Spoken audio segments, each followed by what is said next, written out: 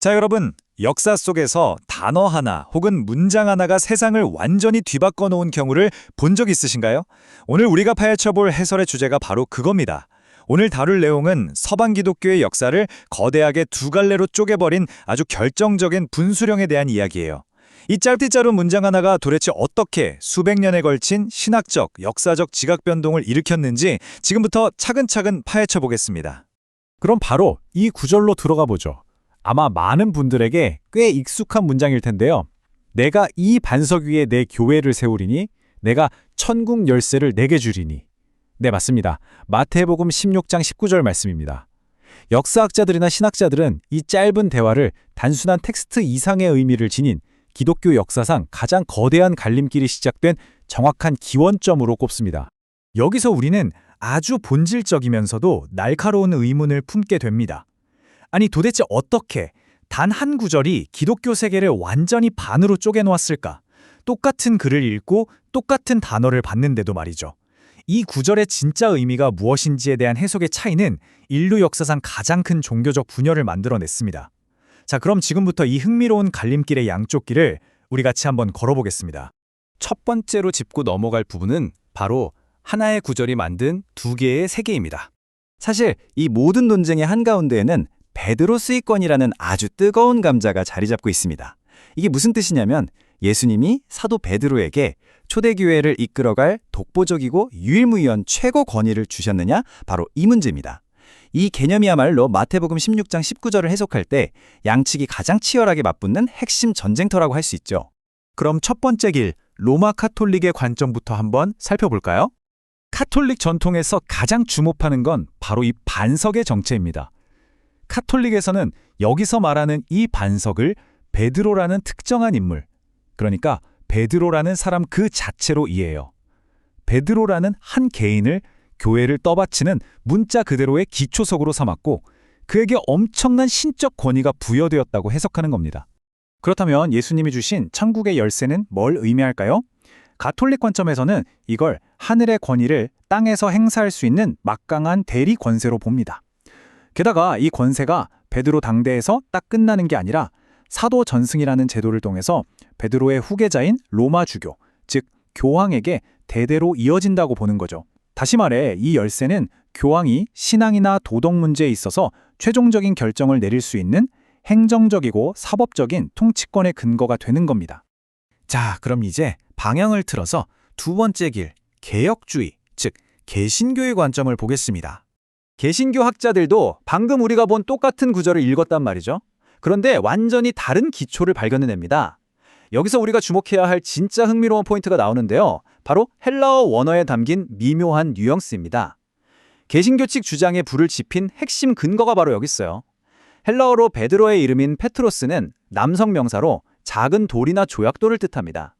반면에 교회를 세우겠다고 하신 그 반석은 페트라라는 여성 명사인데 이건 꿈쩍도 안 하는 거대한 바위를 뜻하거든요. 개신교는 이 결정적인 단어의 차이에 주목했던 겁니다. 그러니까 개신교인들의 관점에서는 교회의 기초가 되는 그 거대한 반석이 때론 실수하고 흔들렸던 불완전한 인간 베드로일 수가 없는 거예요. 그 대신 방금 전 베드로가 입술로 선포했던 그 영원하고 변치 않는 고백, 즉 주는 그리스도시요 살아계신 하나님의 아들이시니이다 라는 신앙 고백 자체가 반석이라는 겁니다. 특정 인물이 아니라 진리 위에 교회를 세우셨다는 관점인 거죠. 이런 맥락이라면 개신교에서 말하는 천국의 열쇠는 의미가 확 달라지겠죠.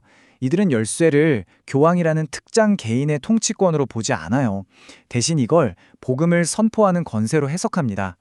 영적인 힘을 가진 복음이 선포될 때 그걸 믿는 사람들에게 천국 문이 열리게 되는 영적인 권능, 바로 그거라는 뜻입니다.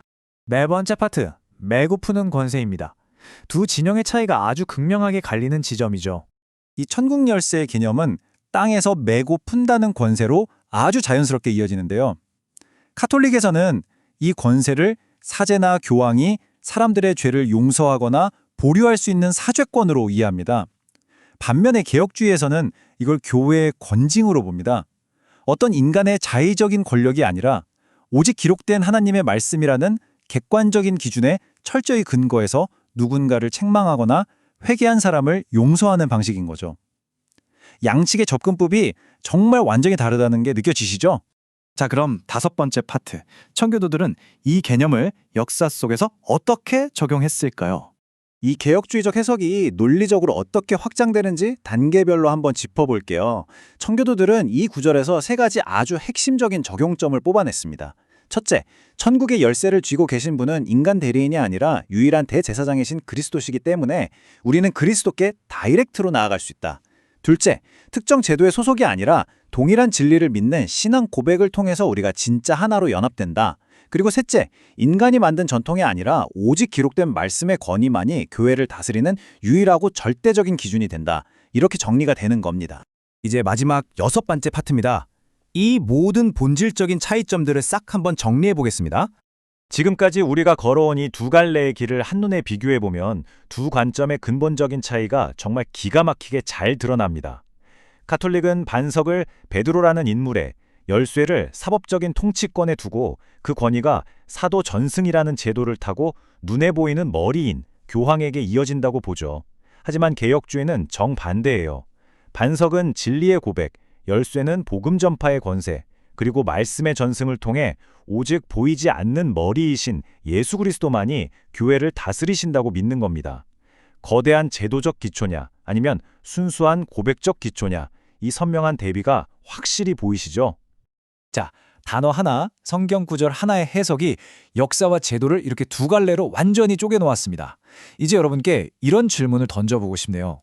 교회를 지탱하는 참된 기초는 오랜 세월 다져진 거대한 제도적 전통 위에 있는 걸까요? 아니면 시대를 초월해서 결코 변하지 않는 진리의 고백 위에 있는 걸까요?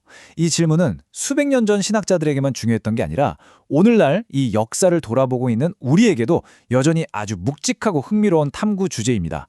오늘 살펴본 이 2가지 관점을 바탕으로 여러분 스스로도 더 깊은 호기심을 가지고 탐구해 보시기를 강력히 추천해 드립니다. 오늘 준비한 깊이 있는 해설은 여기까지입니다. 감사합니다.